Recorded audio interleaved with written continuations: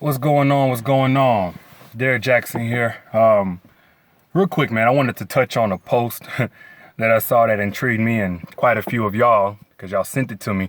But it was a question this guy posed to his followers, a guy in the NFL posed to his followers, and he asked, why is it that black men tend to marry white women? And to be honest with you, I don't even co-sign with the question itself. I already think there's an overrepresentation of black male athletes and black successful men who marry white women when there are plenty of guys like LeBron James, Carmelo Anthony, Chris Paul, D Wade, like the list goes on, who married black, beautiful women, black and brown women, and are raising beautiful black and brown babies. And, you know, the underrepresentation of guys like that is sending the message to America that black successful men don't want black women, which is just untrue. You know what I mean? But that's not even my biggest beef with this whole situation or why I wanted to talk about it. It actually was a response to this question by some guy that plays for the Miami Dolphins. I don't know his name, and I don't think any of us did before he said this dumb shit that I'm about to read to you because I want you to hear it straight from him.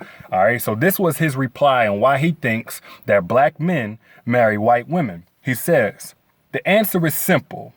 Most of the sisters were raised in broken homes and they don't have proper guidance to how they should treat a man, so they mess up a lot in relationships. The biggest difference is a white woman knows her position and accepts her role as a woman and lets her man lead. Black women believes it's 50-50 and you have to be uneducated to ever think such a thing. Black women are stubborn, closed-minded, and always want to argue and be the boss. Men don't like that shit, especially if you're young, successful black athlete and looking for a woman to submit, do their part, and they handle business. Men needs peace of mind, and you don't get that with black women. They can never take responsibilities for their actions. They hate to admit when they're wrong. The best thing I could have done was get me a white girl with a great family to support her and our relationship.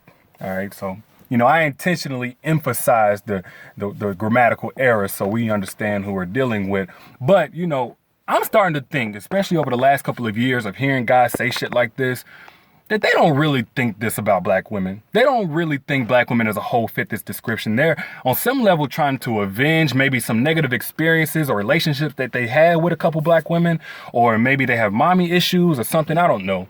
But, you know, I don't want, it'll take way too long to break down every single point of bullshit that was in this guy's reply, in which there are plenty. But I do have a couple of questions. The first one is, if black women were raised in broken homes, then where were black men raised?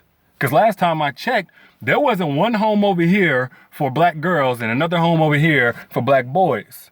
So if black women were raised in broken homes and therefore they grew up dysfunctional, doesn't that mean that we also grew up dysfunctional? But your reply, I'm talking to the guy now, your reply didn't have anything about what guys are for, what guys are fucked up at, and what we do wrong. Therefore, that would make your comment hypocritical because that's what you blame black women of, not taking responsibilities for their wrongs and hating to admit when they're wrong.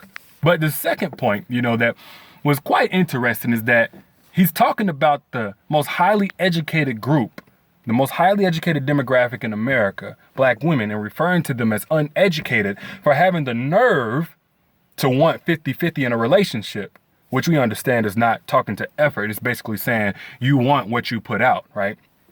But I have another question on top of that. A part of what school's curriculum is that? A woman knowing her place, you know, where these white women, these glorious white women learned all of this. What school was that? The school of dumb fuck knocks, where you went? Because that's what it sounds like whenever you say shit like that, man.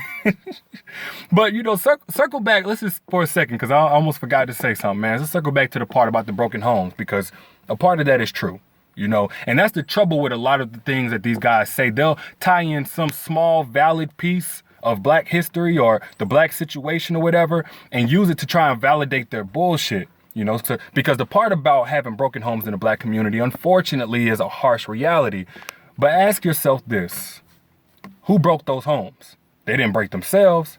Damn sure weren't black women, because to this day, they're still in these homes. So who was it? It was one of two things. It was either black men, because we're not in the homes, maybe, or was it white people, like the white family you're so proud to have the support of right beside your proud white woman? But then again, that would be a negative stereotype and a harsh generalization, that holds an entire group accountable for the actions of a small select few. That would be painting this entire demographic with this broad brush of negativity, which is not only unfair, but grossly inaccurate. Where have I seen that before, though? Where? Answer is your dumbass reply. And if the white woman that you have by your side is aware of these views, is aware of how you view black women and the negative stereotypes that you are promoting, then y'all sorry asses deserve each other. Because I know some real ass white women that wouldn't dare entertain a dude with such a weak mentality. And quite honestly, a very insulting generalization of white women as well. So with that being said, do black women a favor, bro. Stay where you at.